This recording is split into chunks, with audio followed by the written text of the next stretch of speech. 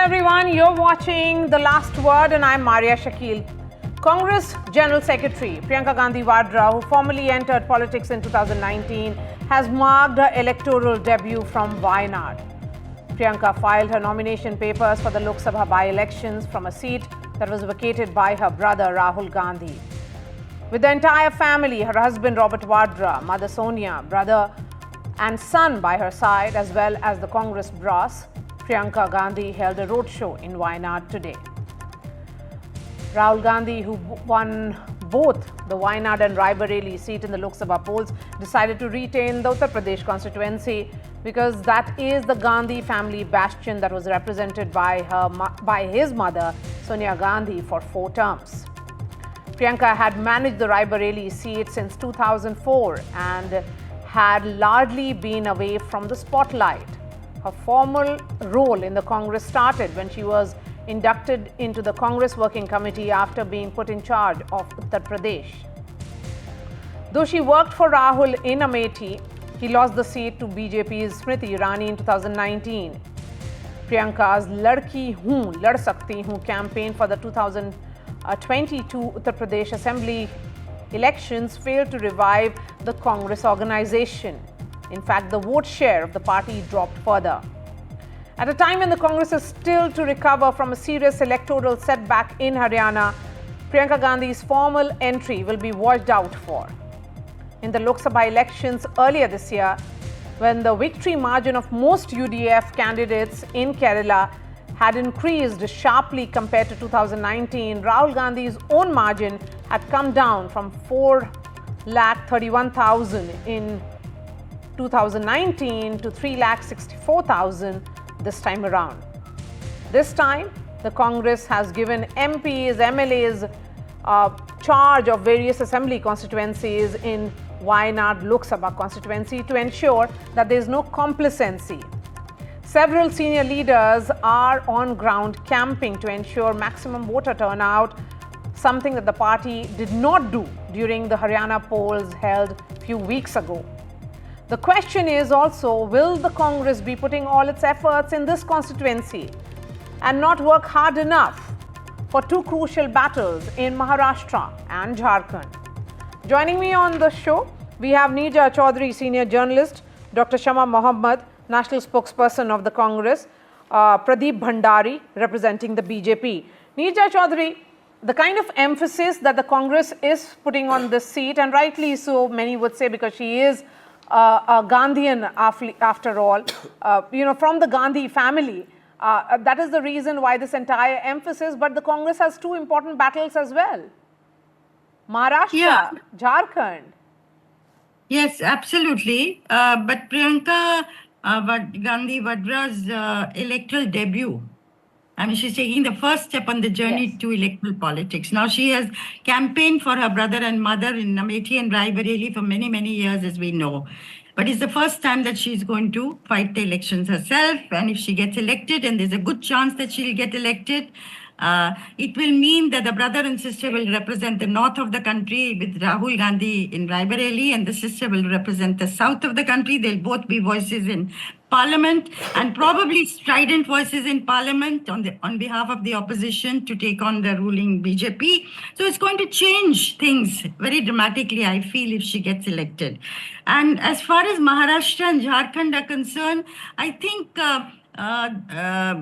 from the feedback I have, that they don't particularly want national leaders to come and campaign. They think they can handle it themselves in Maharashtra. Jharkhand is very different, of course.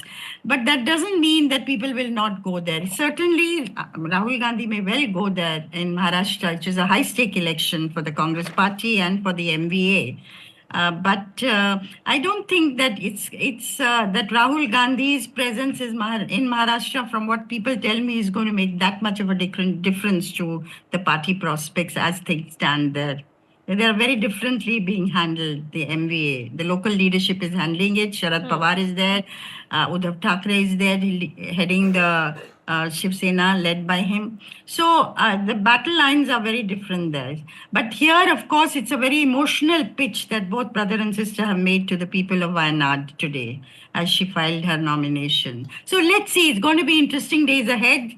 politically with both the siblings in parliament if she wins. Yes, and that will be one of the firsts there, Shama Mohammed, if both Rahul and Priyanka will be in the Lok Sabha together.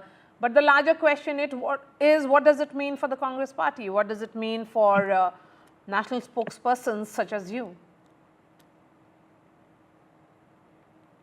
Ma'am, you have to unmute yourself. Sorry about that. I want to make certain corrections in what you said. You said that there has been, all the leaders are there in Wayanad. Now, for example, they've come for the nomination today. Many leaders have come from the Chief Minister of Karnataka and Himachal have come for filing the nomination. Now, let me give you an example. Uma Thomas's by-election, when her husband died, she contested the by-election. Every senior leader was in that constituency, let me tell you. It's not that, that's how we fight our by-elections in Kerala. Every senior leader was there. I was there. Everybody was there. So what you're going to see is every leader from Kerala will be there. But I don't think leaders from outside will be coming in because Keralites don't normally need anybody from outside. They fight their own battles. So of course, Rahul Gandhi will definitely be there. Mallikarjun Kharge ji will be there, just like they will be going to the other states, Jharkhand and Maharashtra. So let's understand that please don't give out wrong information about the state where we know what is happening. Number two, you said this time Rahul Gandhi won by lesser margin compared to his last time. Yes. And many other leaders, I'm from Kerala, won by a much less margin. Last time it was kind of tsunami. This time it was not that they have all won. We have won 18, but less margin compared to only one or two won with a higher margin. So let's not complicate things. Okay. Number three, we are very happy that Priyanka Gandhi ji is coming to Kerala and fighting elections here because in the Congress party, they respect North and South. They do not make, the South away from the North, only contest in the North. They are not orphans.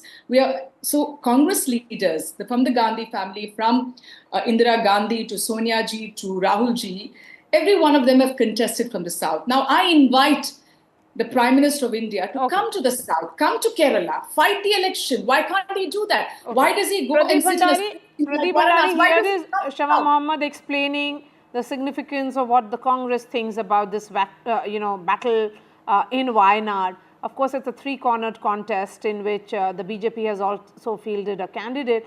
But the larger question is, every time Priyanka Gandhi steps on the steps out for campaigning, the BJP has one comment or the other. Well, Maria, let's just get this fact straight.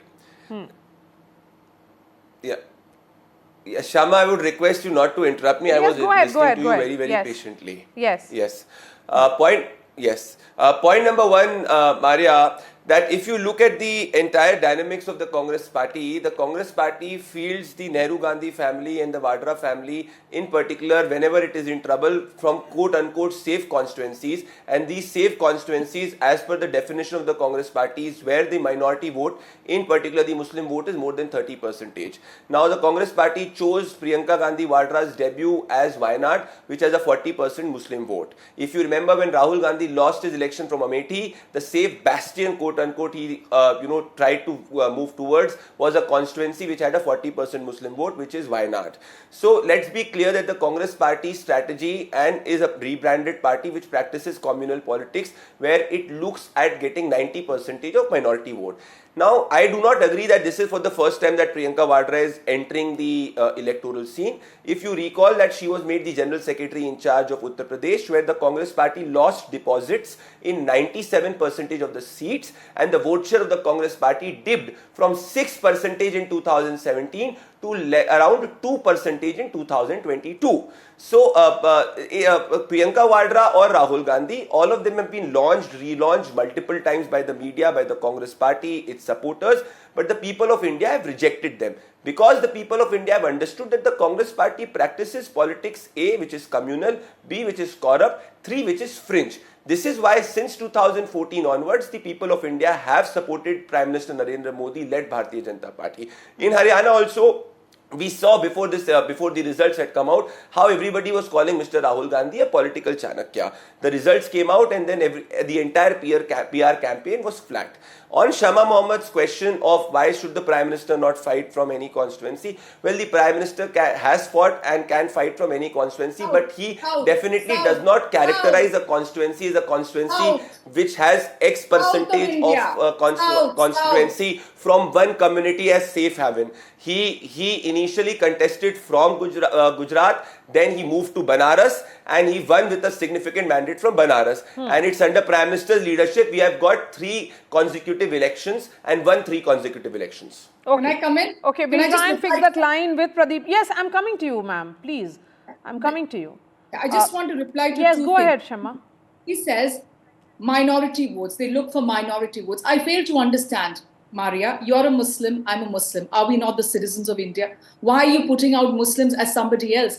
If there is a state or a district where there are Muslims, big deal. Muslims are voting. Let the Bharatiya Janata Party also come and ask for the Muslim votes. So my question is, why does he put down and say it's communal? He says if somebody stands in a place where there is slightly more percentage, even Wayanad has more Hindus. Let me make this very clear. The number of percentage of Hindus is more than 45. So it Yes, is I'm not going to Hindus. indulge in this. No, but this is what ma'am, I'm replying to Pradeep. I need to reply. I'm not replying to anybody else, not to you, but to Pradeep, that you cannot do this thing to every time if somebody stands. What I'm trying to tell is that Mr. Modi can also come to the South. Then he started belittling the South as if the South is filled with minorities. I don't think so. That's what. Okay, Pradeep, would you please quickly respond every to this? time insulting the Muslim. My leader Rahul Gandhi stood two different constituencies. One second. He stood from Wayanad Shama, as well as from. He stood from 2 constituencies. Wayanad as well. Shama, you're being repetitive. I heard you. Can I respond to you? Let me finish. He stands for all Indians. Whereas the Prime Minister of India only serves one particular community. Shama Mohammed, please. Shama Mohammed, I have just enough time for one reaction from Pradeep Bhandari. Let's please listen to others. There's no reaction from Pradeep. Shama, come on. Yes. Shama, don't act like a troll, please. Thank you. Okay. I am not saying this. It is Shama Mohammed who in her tweet after Haryana elections categorically said that the only community which votes for the Congress party is the Muslim community. I am just quoting Shama Mohammed explicitly telling the strategy of the Congress party. It is not me doing so. And on the southern India, please look at it, Shama, properly, that it is the Bharatiya Janata Party which has expanded and you have shrunk. Don't do this, Shama. I did not interrupt you. This is not a way to debate. You are acting like Supriya does. Please. No, on the southern part of the country, Telangana, we have increased. On Karnataka, road share has increased, street share has increased. Tamil Nadu, we are doing better than you. On Telangana, we are doing better than you. Because we do not like this kind of tug of war. Than what it was in 2019. No, that's not how NDTV debates. So we will not be doing this kind of tutu meme. It has to be respectable and respectful. Please. So both of you will have to extend that gesture to each other. Yes, quickly make your point, Pradeep Bhandari. 30 seconds. Maria, I was just saying that I just read out Shama Mohammed's tweet. It is out for everybody to see. She deleted it after that. She only said that the only community which voted for the Congress. See, again she started interrupting. I won't allow you to talk. I will not. See, Maria, this is not the way. I give her the time. She speaks explicitly. No, she's not allowing me to speak for 30 seconds. I won't let you lie. I won't let you lie about me. So okay, Shama, you have made your point. You're not letting. Can I show the tweet screenshot? No, okay, let's have Pradeep Bhandari on the screen now, please. Yes. Pradeep, quickly make your point away from Shama's tweet. You're talking about an issue, not an individual. Can you make it about the issue that we are discussing? Exactly. So come on and tell about the issue. Yes. Yes. So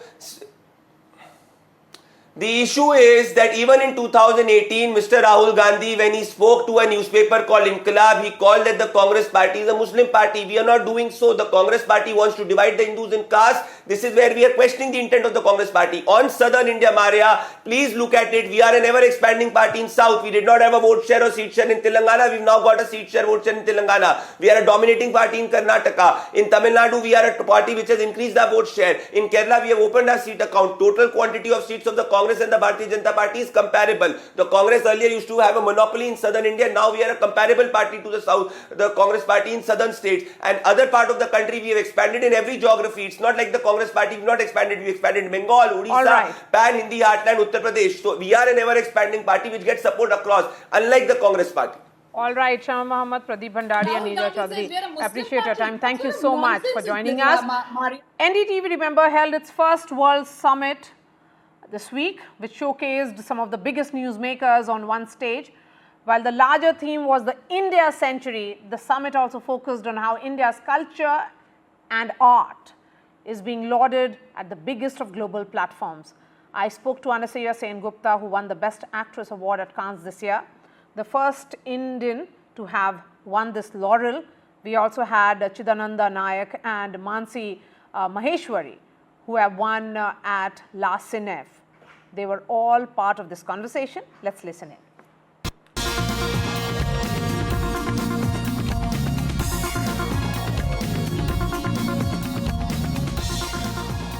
Honored to host three visionary talents who have made India proud on the global stage. Firstly, congratulate us. In fact, we should start congratulating the talented Anasuya Sen-Gupta, who mesmerized audiences worldwide with her captivating performance, earning her the prestigious Best Actress Award at Cannes. Next, we celebrate Mansi Maheshwari, whose thought-provoking film Bunnyhood captured the essence of innovation, securing the esteemed La Cinef Award. Welcome, Mansi. And we applaud now Chidananda Nayak, whose creative genius has been bright enough, earning him the coveted La Cinef first prize. Let's celebrate together India's moment in the global art landscape. Thank you so much. Thank you, and welcome to NDTV. Anasuya, you know, it is often said that this is the power of storytelling. The storytelling which ensures that the characters unite, and then they take India moment to the world. What was it like winning and walking that carpet, the red carpet, when you were announced as the winner? I mean, really beyond anything I had ever anticipated, to be honest, and a moment of deep, deep pride to be on a global stage alongside like extremely talented people from the fraternity as well.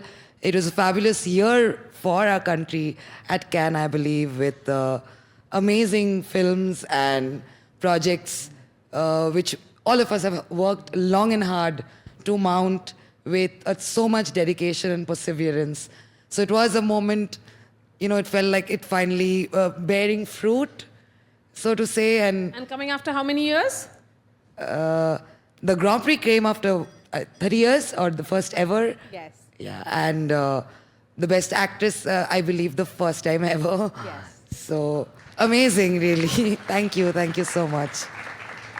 And before I move, Anasuya, I want to understand also from you, you know, this is the India story, the Indian arts on the global stage, and it's very different from mainstream. What is being seen as mainstream? So many would say mainstream is stereotyped. Now it is Anasuya Sen-Gupta who's mainstream. You know, so I personally do think that we are moving steadily to a time where a lot of these divisions are blurring. Yes. And it's a great time to thrive in the sense that, see, art is art, cinema is cinema, and there, I believe, is room for all kinds of it. There is the mainstream, there is the non-mainstream, but everything is kind of coming closer together.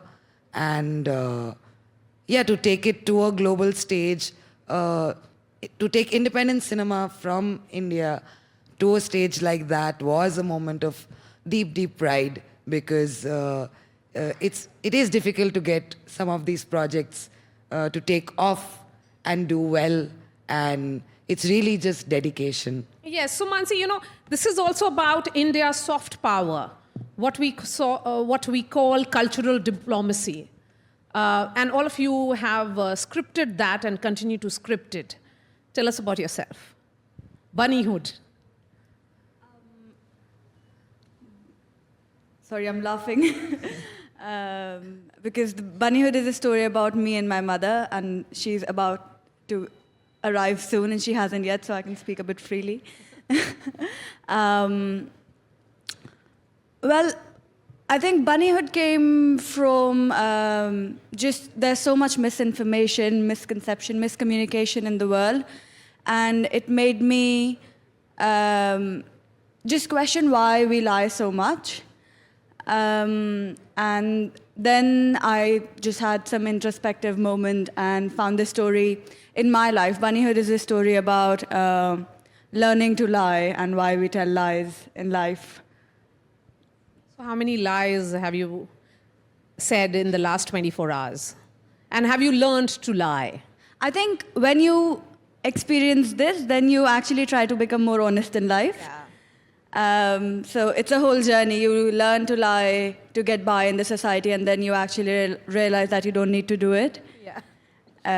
So this was the journey. Tell us about the red carpet moment. It was really incredible. Chida was obviously there with me. And because I went to NIFT before, so I was wearing my friend's dress. And it was super special. We all became friends really quickly. We were 18 directors, so it was just walking a red carpet with your friends. It was really sweet. And what was it like, Chida, for you? And particularly when you hear that, it is about India. We keep talking about it because India and Indian history, culture, heritage is very deep-rooted. So for us to win awards, maybe it's coming late, but it was long overdue. Yeah, and like a single kind of a film or a cinema can't represent India. India is a country of diversity. Absolutely. So in the mainstream also, the diverse group of films is put on the global platform. And very happy that a film like mine, which is originally in Kannada, gets resonated in a global language who even doesn't know the language. So that's a huge So let's thing. celebrate that, ladies and gentlemen. I think that calls for a big clap. So that's the way I think where we'll be going forward now onwards. So, Jida, women have more options in dressing up for the red carpet, sari, lehenga, or lots. What about you? What did you choose to wear? Well, we had rules. So there are certain rules which you can carry, and boys have like a navy blue or a black tux. So I was quite excited to watch a film and quite nervous walking.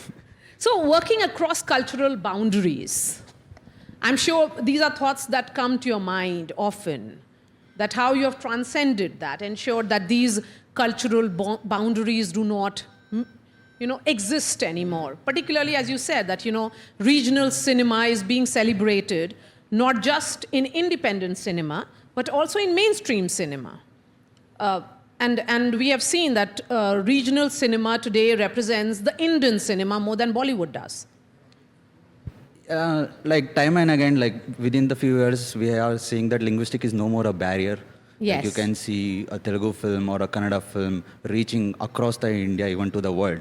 So I don't think right now we are in that, it is no more a barrier for us. So right now we'll be focusing on to tell more stories at even a more, in a bigger platform. I think it's a high time that we focus on making those films. So when you say bigger platform, what will it be? I mean, how will it be bigger than Cannes or say La Cinef? No, I think the more diverse approach that Chidanand is also saying that, platforms are many, and there's even seeing films, the kind of films that are being discussed for the Academy.